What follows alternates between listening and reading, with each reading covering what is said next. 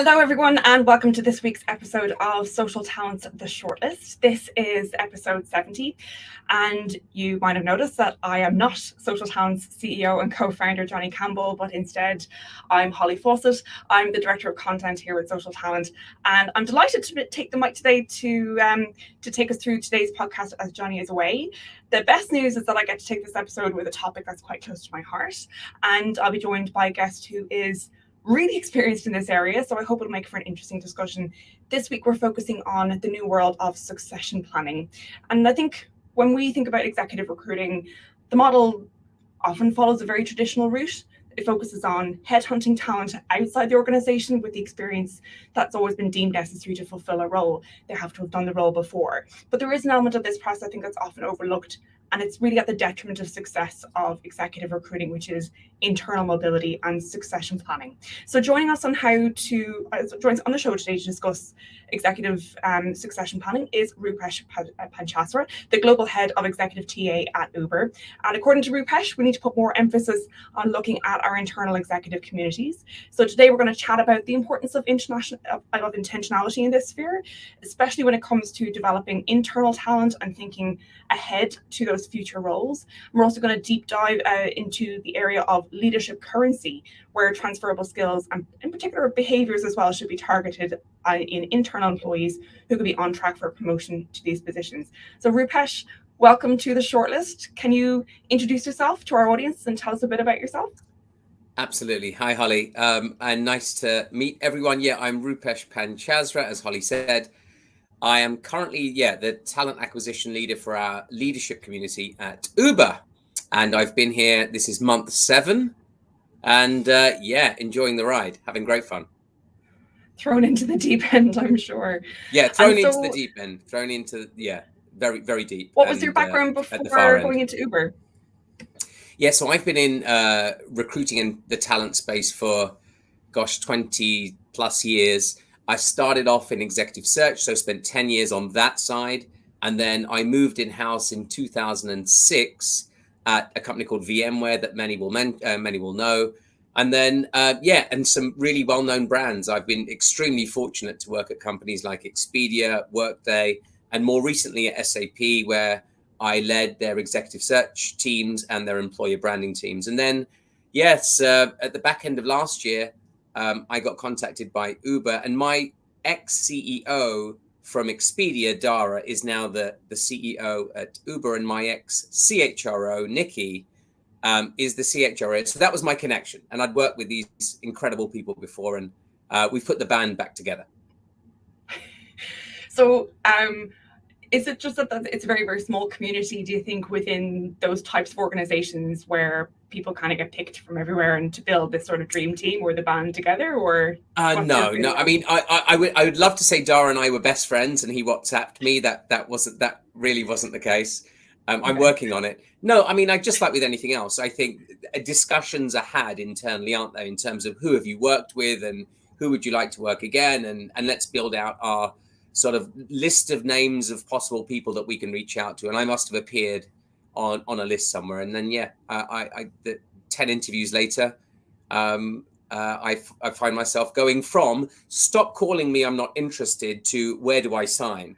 And that whole courting experience is one that the team, help candidates with every day, but you find yourself on the other side. And it was an incredible experience. Do you mind if I ask you a little bit more about that experience? Like, did it give you insight into how great candidate experience works for that kind of white glove experience in exec recruiting? Did you find, actually this is different, or I've never experienced this before, this was like in real life? Was there anything completely new that you thought, really, I need to adopt? Well, it's interesting because you during the course of the process, I sort of identified, even though everyone was incredible and very friendly and gave me everything I needed, you identify gaps in the process. So you identify opportunities to make a difference or improve upon or help sort of evolve. And that's the role I'm being interviewed for. I'm being interviewed for someone to run executive recruiting. And it gives you, one side of it is, wow, you still do it like that. And the other side is, wow, we can make a good process incredible with a few tweaks. So you see firsthand what you're expected to come and help with, which is really insightful.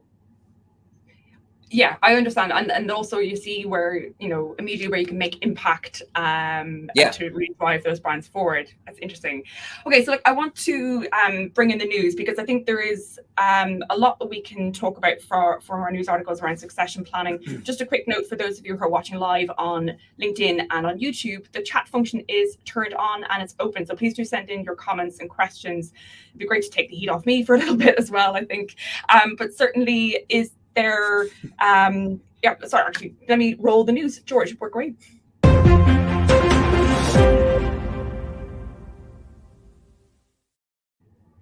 So in the news today is the high cost of poor succession planning from the Harvard Business Review. This article was quite interesting to me, actually. I think it was very detailed in terms of its statistics on the cost in the trillions of dollars of a poor executive, in this particular case, CEOs hires, and throughout what they were looking at in this particular article. What did you think, Roopesh, of the data presented in this article? Yeah, I mean, it would resonate to everyone that's on this call that has either been part of a succession process, or responsible for crafting one, or been involved with helping to evolve a function. I mean, it touches on a lot of points that were relevant today and were relevant 10 years ago, because how a lot of companies handle and look at and craft succession really hasn't changed. It's a very archaic process. You may have different tools and lovely technology, but in terms of how we put the data together, how it's crafted and how it's interpreted, may as well be on a spreadsheet. And I think it touches on a few points around simply the failure to pay attention to strong pipelines, the failure to pay attention to the importance of succession early on than is absolutely needed. And again, it's what I see every day wherever I've been. And I think, there are varying degrees of organizations that put more emphasis on it than others. But generally speaking, it's an area that not many companies do well.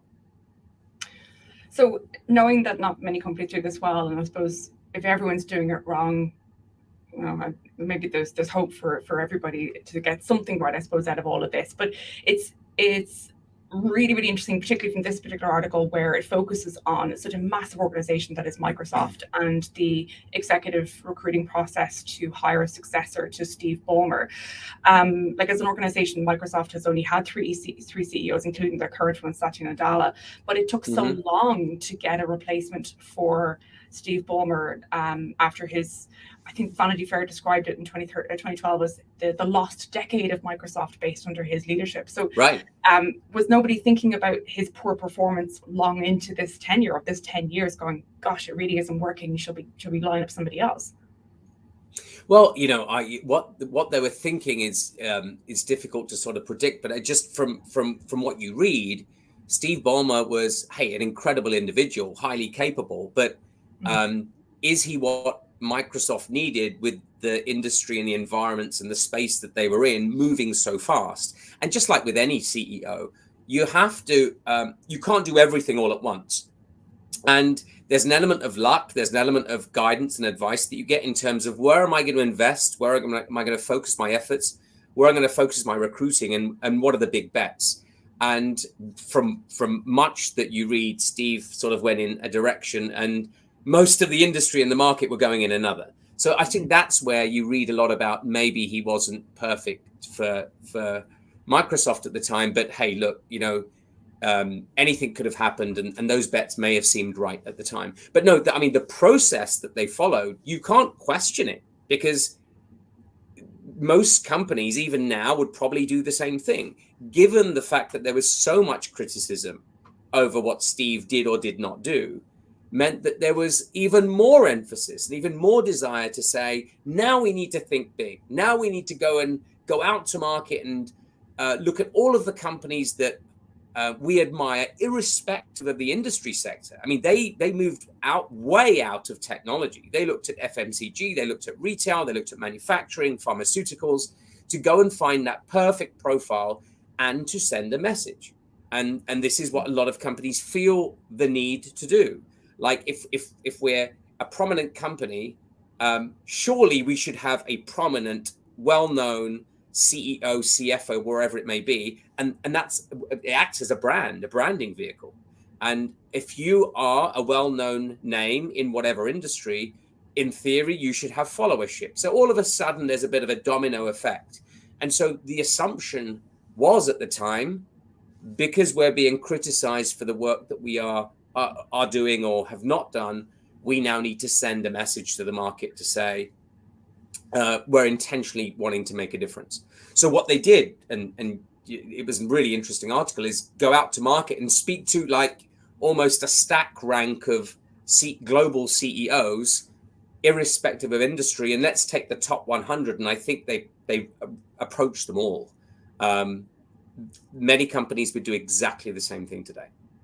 And yet, eventually, they finally turned inwards and looked inside the organization for who would eventually be their Steve Ballmer's successor in Satya Nadella. So why did they go out to market first rather than look internally first? Yeah, would you recommend that be the process? Yeah, and this is it. And I think if we're going to talk about recommendations at some point during this conversation, I mean, like we'll talk about internal talent, but it can't be sequential. It can't be, let's look in the US, and if we don't find anyone there, we'll look in Europe. It can't be, let's look external, and if that doesn't work, we'll look internally. I mean, it needs to happen concurrently, and surely it's about the best candidate rather than whether they're internal or external, or whether they live in Canada or South Africa. I mean, at a certain level, location shouldn't be an issue, and whether you're internal or external shouldn't be an issue. But that's what the assumption is. In order to get the caliber of person that we need, in order to send the right message to the market, in order to get a brand that people will admire, surely that person cannot be sat internally. So what happens is you go externally, and look, we know what happened. They spoke to many well-known names. They had a lot of people that they thought they would get over the line, and for whatever reason it didn't happen. And I think what happened was sorry, I can hear a noise behind me. I think what happened was they tried and failed. So then they started looking internally, and hey, look, we know I'm a true admirer and a follower of Satya. What he's done for Microsoft has been absolutely incredible. Not in terms of just share price and direction he's taken the company from a technology standpoint, but morale and brand, and what seemed like an old-fashioned company absolutely doesn't now. Oh, totally. I 100% agree. And I think the culture of the business has changed as well, from being like, oh no, it's Microsoft or die, to, oh, it's Microsoft plus you can join us, right? It's a partnership, I think, and that's very much the culture that they're going with. So, I mean, obviously that article is great, and I would recommend everybody to do read it. We're going to put a link to this particular article in the chat for those of you who are watching live, but also into the show notes of the podcast too. It's a very, very, very interesting case study, not just of Microsoft and their executive search, but of executive search and succession planning in general. Was there any part of this particular article that you didn't agree with, Roopesh, or didn't really see in the real world? Yeah, I did actually. I mean, I sort of touched on it where the article describes how a company went externally and did a thorough search and didn't get the outcomes that they were looking for, and then again, only then decided to look at their internal talent, those that have been very loyal to the company, that had the the intellectual capital, that had grown up at the company and knew how to navigate it, was not deemed to be a priority. And so I think the article sort of implies internal first and external only if you absolutely have to. And I don't believe in that. I think if you're going to progress as an organization, if you're going to constantly reinvent yourself, which many organizations in the tech space that I'm in, it moves at such a pace that unless you're going to attract people to the organization that have worked in organizations that have moved at that pace and have done the kind of technology evolutions that you're now looking to do, unless you're going to bring those ideas and a fresh breath and a new lens to the organization, there's only so much you can grow organically. And so I think for me, it's a combination. It's not a failure if you go externally. I think you need to know your organization well enough to know where you have the talent, where an internal executive would make the absolute sense, and then go to market looking at all areas, and decide upon the best talent, providing you have an understanding of the skills that are needed. And I think the article sort of implies internal first, and that's something I don't agree with. Well, I mean, obviously the prioritization of internal first is so as to maintain as much integrity in the institutional knowledge that individuals in the organization have, right? To maintain it as much as possible, because once that's gone outside of the company, there's a huge value, and that has been calculated in terms of a dollar figure as well, which is included in that article. Right. It's in the billions of dollars when institutional knowledge leaves the company at that scale, and so keeping it as much as you can is important. But I think there is a bias, I think, for organizations to do that hiring externally. And as you say, it's to send a message, it's a branding exercise, and if we're doing it concurrently while doing an internal search as well, maybe do you feel the board might be intentionally going, oh, do you know what, let's just do an external hire because it'll be somebody's tried and tested, somebody's done this before, somebody's been in role already before. Like, do people have to have done the role in order to take that top job, or somewhere in the level? You're going to take me down a path, and I'm going to get really passionate about this, because I'm a true believer in, above a certain level. I ask my leaders and my teams this all the time, and it's designed to be controversial. Do you have to have done the job to get the job? And then you pause, because it does make people think. I mean, there's lots of analysis out there and lots of articles to describe whether past experiences are a predictor of future success. And a lot of research that you'll come across means, like, your past experiences give you the right and the opportunity to go read for the part. That's what's the qualification criteria to be able to come and audition. But the success that you have once you're in the role, it's almost like whatever you've done in the past is the past. Now it's about moving forward and having the right instinct and intuition and the ability and the will and the skill to be able to succeed. And quite often, even if you've done what seems like the exact same job at another organization, anyone that's worked at more than one company in their life will know there are no two jobs that are the same. The speed, the people, the technologies, the infrastructure, the support, if all of that is inconsistent to where you've been before, the job's completely different.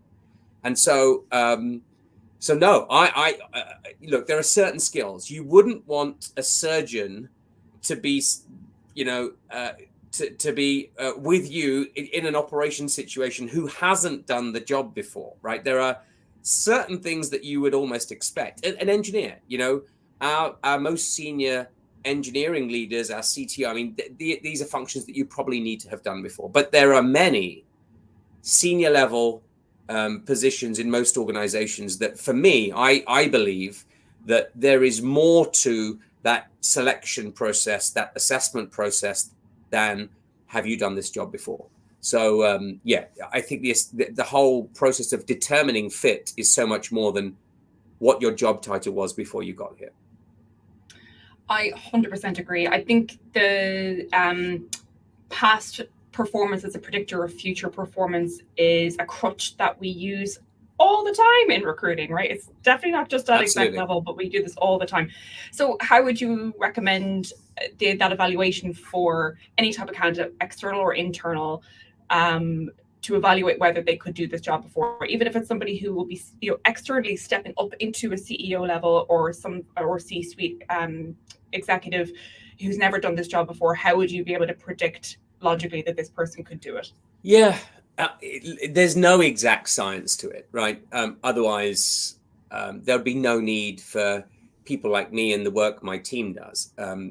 But I think if you think about the traditional way of making an assessment, the traditional interview process, irrespective of who's part of that process, it's very much a Q&A exercise. It's very much sort of focusing on the experiences and the environments that you've worked in, and maybe sort of touching on how transferable some of those skills are. But you can rehearse for an interview.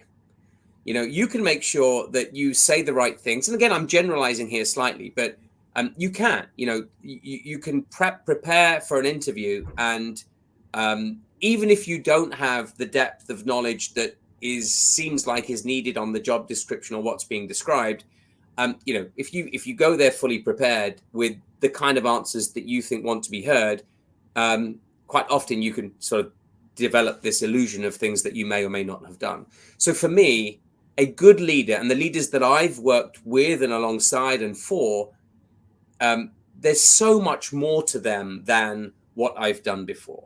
There's, if you look at their behaviors, their personality traits, what drives them, how they lead, their followership, how they develop employees within their organization, how they interact, how they information, take pride in seeing other people succeed. There's traits that I've seen with leaders that I've worked with that, again, so much more than what you did in a previous company. And again, I believe there's a direct correlation between success and achievement and some of the skills and traits that I've just spoken about. They're the kind of things I think companies probably need to focus more on when they're determining fit. For sure. So this is less about the tell me about a time type of questions and more about this concept of what you're describing there is your concept of leadership currency. So, what are those behaviors and values that people have as a leader that really do, earn you a place at the table when it comes to leaders. And going back to Microsoft's example, like the leadership currency, I think that Satya Nadella has in terms of, exactly as you say, the followership, the leading and being the backbone for the organization in terms of pushing everybody forward and rather than like demanding that people do X, Y, Z. I think that type of leadership style is definitely something I think that he has in spades. He has that leadership currency. But I wonder whether I'm going to interrupt you. I'm sorry, but I wonder whether, and it'll be great to be a fly on the wall during that process where a committee of very senior people have gone, this is not working. Like, we need to look at other people. And I don't know, Satya may have happened to be walking past. I don't know what criteria they went through to determine whether he was a fit. Look, we've seen lots of examples of people being promoted internally that didn't work. Unless they went through some kind of scientific assessment process of who he was and how he does things and how he makes people feel when he's there as their leader. Unless that happened, which I don't know, I'm hoping they did that. But maybe they just got lucky because he's an incredible leader. But how much of him did they get to know before he was chosen? I don't know. I mean, obviously, also not having been a fly on the wall during that particular scenario, and so I can only hazard a guess as to how it came about. But look, having been involved in so many hiring processes, and having the absolute pleasure and joy of working with organizations through social talent and how they're transforming TA, how they're transforming assessment and evaluation of talent all the time, and really trying to make it as fair and equitable a process as they possibly can, and as accurate and predictive a process as we possibly can. Oh my gosh, can I tell you that most of the time organizations who strike a really good hire do so purely on luck. Like, it is just that one worked out, rather than it being like, yep, knew exactly that she was going to perform like that. Yeah, I knew that was going to happen. Yeah, exactly. Yeah. So replicating that type of success, I think, is important to carry throughout the organization. So what about, obviously Satya Nadella is a wonderful example of that internal candidate, the little known internal candidate who kind of worked away in his silo, in his part of the organization, that suddenly became a massive part of the profitability of the organization too, don't forget. I'm certain there are lots of people inside organizations who are lining themselves up or have been lined up on other people's behalf, maybe their manager, another member of the executive team, who have been lined up as going, there's a lot of leadership potential, leadership currency with this individual, I think we should nurture that. walk me through some of the processes that you've worked in the range of organizations you've been in, where that kind of succession planning at a manager level, working up towards VP, directors, president, and executives. How that's worked in terms of how it works in certain organizations. How it's worked, how it's gone wrong as well. Don't forget. Yeah. Okay. But, well, let me sort of outline. And again, every company works slightly differently, but there's so much commonality in terms of what companies do wrong. And the traditional way, traditional almost implies what it used to be like. But this is what happens today at most organizations. I call it traditional because it hasn't changed for decades. So Holly's the global head of a function within an organization. We look at Holly's direct reports. Let's say there's 5 direct reports. I'm normally the HR leader for that specific line of business. And I'm tasked to build a succession plan for these 5 leaders. So I'm working with Holly, who's the overall leader, who has 5 direct reports. And what do?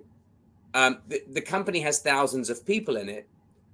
Surely I should have a lens on all of our people across the breadth of the organization to determine who's worthy to be able to get on this list. That unfortunately doesn't happen at most companies. It's who's within their circle of trust. So if Holly leads a finance function and there's 5 leaders across the finance function, quite often, more often than not, the people that are plotted on this chart all work within finance today because they're the people we know. If Holly doesn't know them and me as the HR leader doesn't know them, how are they going to get on the list? There's no way of so I would only put people on the list that either you know or I know. And quite often the only people you know or I know are people that we're working with. So you have lists of people that are already within the finance organization that are known quantities. So that's one mistake. We're only looking at people. No one's feeding names in. We're only looking at people that we know. Number 2 is many companies now do this readiness level. So, okay, we've got 25 names on this list. We're going to go, Roopesh is definitely ready now. Yep, he's a ready now candidate. But Sonia, I'd say she's 12 months away. Would you agree, Holly? Yeah, Holly, yeah. I went on one meeting with Sonia and she's definitely 12. I mean, I'm exaggerating. This sounds like exaggeration, but this happens a lot. Yeah, she's definitely 12 months away. And John's 24 months away. He's only just joined. So he's 24 months. So now you've not only got a list of people that currently work in finance, you've now segmented them by readiness. How? I don't know. Like the subjectivity and bias here is through the roof. But that's a list. It's a list of people that have now been.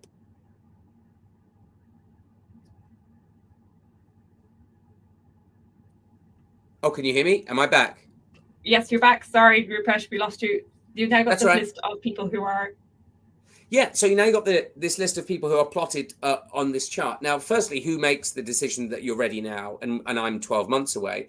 And guess what? In 12 months' time, if I was determined as being 12 months away, in 12 months' time, I'm still 12 months away, according to your ideas, because nothing has happened for me in my development. Nothing's been identified as here's the gap between where Roopesh is and where the leader is, and therefore some kind of development methodology needs to be put into place. So how I progressed in 12 months by no learning, I don't know. But this is how it's done. So as if that wasn't bad enough, the people on this list are quite often not even told they're on a list. So you've now got 25 names. They're all within finance. Somehow we've determined their readiness level. And you know what? We're not even going to tell them they're on the list because we don't need to tell them, because the person that we're doing succession for is not leaving yet. And so, and replicate that by all of the lines of business in the organization. And look, companies may feel that they're far more advanced to what I've just described, and it sounds very archaic, but that is honestly how a lot of companies that seem very advanced to the consumer, inside those closed doors, that's how succession is done. And there's lots of repercussions to that around bias, right? I mean, if I have only ever worked with males in my environment, in my team, well, the only people that are going to go on the list are the people that I know. If there's no underrepresented leaders or people from diverse backgrounds in finance, and if the only people on the list are within finance, well, guess what? You have an unrepresented community of people. And, when the time does come and that person that you're doing succession for either decides to leave or move on to another role, you're now approaching people that had no idea they were on the list. And as an organization, we don't even know whether they have any ambition to move up in this direction. And guess what? You decide to go externally. And I've sort of wound the clock forward in terms of steps there. But this is what forces your hand to not give our internal slate of people the right opportunities because of the way succession is not done. But is there a risk though, if you were, let's say, for example, if you were to tell some of those individuals, maybe the ones who we felt were higher up in that readiness level, maybe the 12 months out or ready now, that, hey, look, we think you should be on this succession plan list and here's why, and are you interested, etc., in taking an opportunity if one were to become available, and they say, yep, oh my gosh, Roopesh, it's a wonderful opportunity, I really love this, I'm ready for it, but it goes from an external candidate. What's the risk to attrition on your managers internally who were effectively teed up there because they had the organization had that conversation with them, but in the end we went with an external candidate, or even a completely different business unit candidate who, was unknown to the leader at that particular point, came from marketing, say? Yeah, that's a really good question. I think, look, if you think about how succession works and how internal moves happen, quite often, if I'm looking to progress within an organization, it's an aspirational step. I'm not, and many people make sideways moves, and I'm a true fan of sideways move. People feel that I need to move up a level in order to progress. Progression is all about learning and skills, in my opinion. You can move at the same level into another organization and you are progressing because the breadth of your skills is growing. But look, there's always going to be more candidates than jobs. There's always going to be more directors than senior director posts. There's always going to be more, senior directors than there are VP posts. It's just the way organizations work. They don't have as many VPs because of the way structures are built. So people are going to be disappointed. Of course they are. But I think the byproduct of not being transparent and the byproduct of not being open about how succession lists are done and not being open about folks being on the list means that disappointment is exaggerated. Because if I was given a fair crack at something, and if I was told these are some of the skills that we've identified that you don't have, and there are learning opportunities in place, quite often, self-progressing learning rather than it being fed to me. But if there's learning opportunities to be mentored or shadowed, opportunities to have external coaching, if those opportunities are presented to me to help me bridge the gap, if I'm being advised upon, honest advice on where some of the feedback has been about me in order to determine whether I'm a fit or not. And I've worked hard towards bridging this gap. And then I'm given an opportunity to read a part and I'm not getting the job. Look, obviously there's disappointment that I didn't get the position, but I think the transparency and the honesty and fairness in the process doesn't necessarily mean I'm disheartened by my employer. It doesn't necessarily mean I'm now going to leave. Because it was very transparent, it was very open, and I'm given constructive feedback when I'm unsuccessful in the position. And that's the danger. I think it's far easier to not have to have those difficult conversations with your executives. If I can plot a succession list and get a tick in the box saying succession is done, and I haven't spoken to anyone on the list, then it's far easier than having to be honest and having to be open about, Holly would love to consider you for this role, but here are some of the areas that we think you need developing, and encouraging Holly to develop herself, and then ensuring that you're going into an interview process and providing really fair, honest feedback as to why you didn't get it. I think it's hard work. You need skilled talent. You need resources to be able to manage those conversations. And hey, look, it's far easier not to do it. Yeah, absolutely. And nobody likes doing painful things, right? We all put them off. We love procrastinating of things that are Yeah, dreadful. it's human It's nature. like when you're in college. Yeah, exactly. When you're in college and an exam coming up, your bedroom probably will never have been as tidy because you do everything but study for the thing you're supposed to.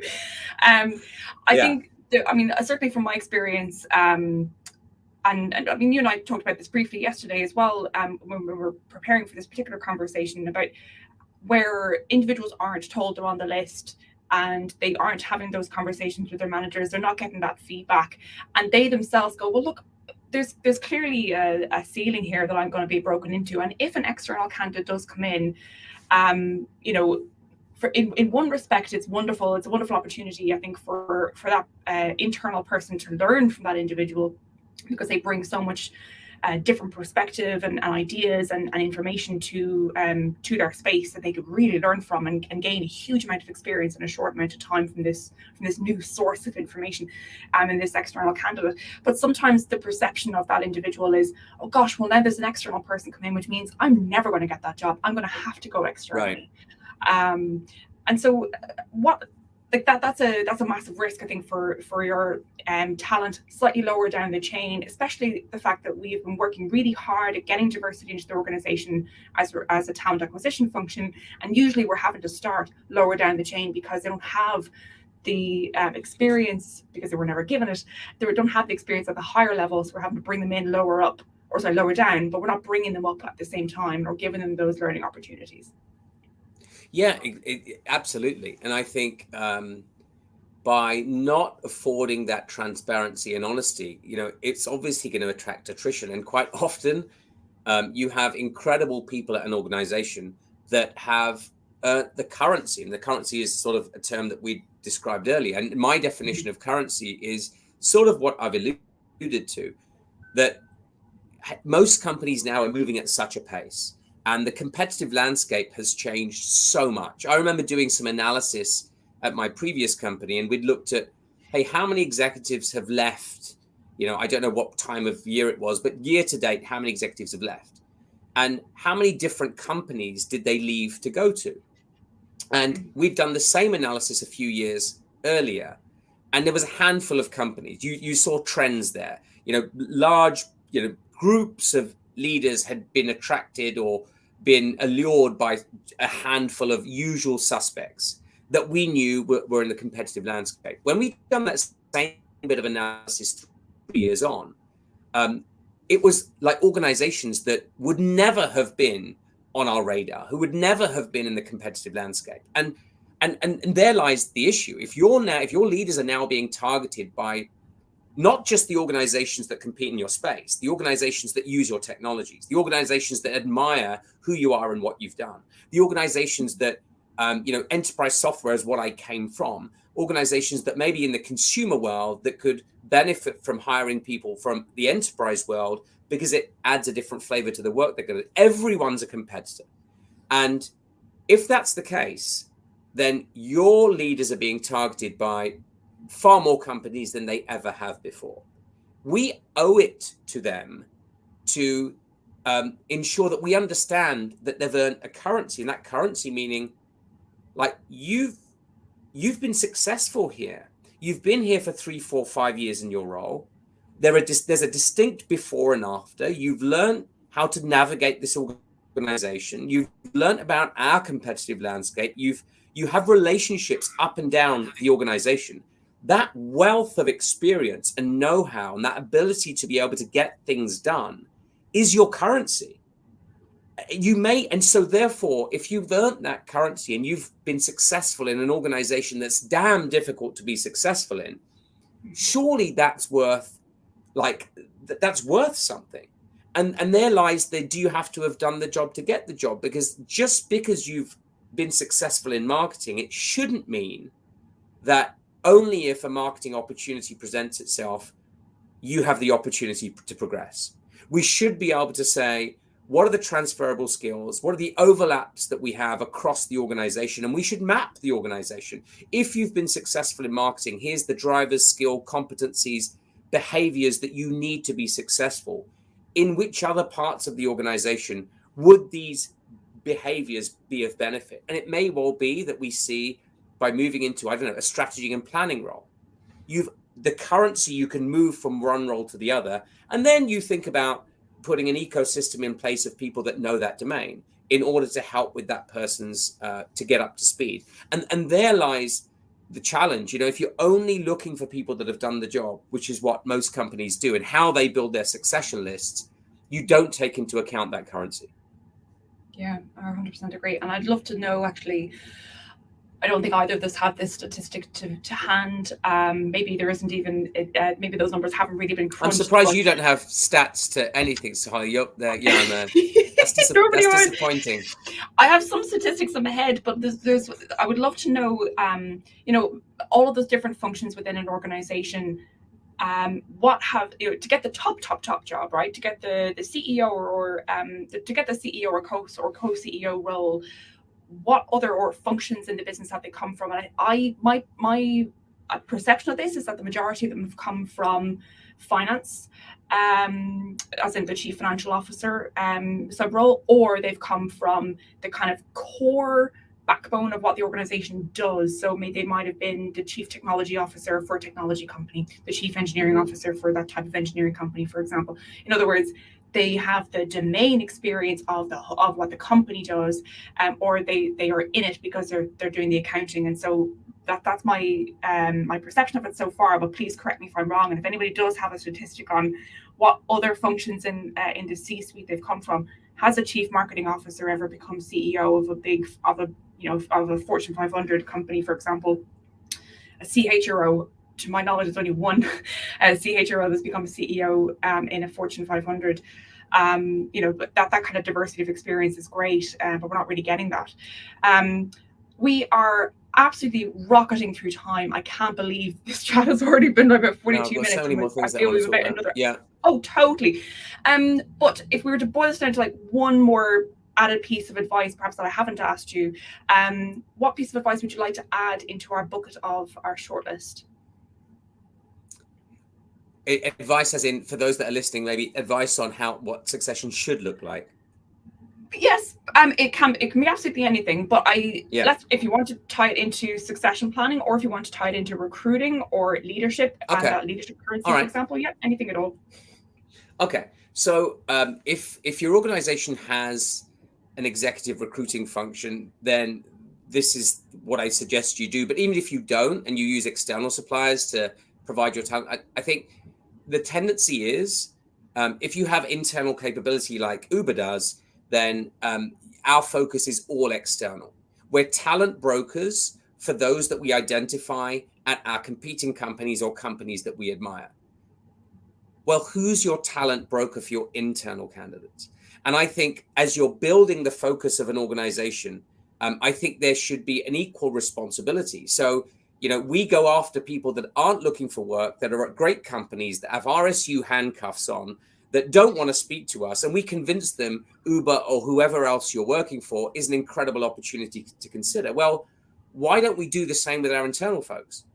Why should we wait for Holly to be open to a new position? We should be speaking to you about opportunities that you could be right for, that we can help you build the skills for, and put you on a succession list after you've gone through an assessment to determine fit. We should be the talent brokers of our internal executives as well as our external executives. And for that takes planning. So don't do it at the time you need it. Planning for succession should be done as a core focus of your role, not in addition to your core role, which is the mistake too many companies make. Absolutely, yes. Sow your seeds before you're hungry. Sure. Absolutely. You put it far better than me. Not at all. Wonderful advice. And Roopesh, this has been a really, really interesting discussion.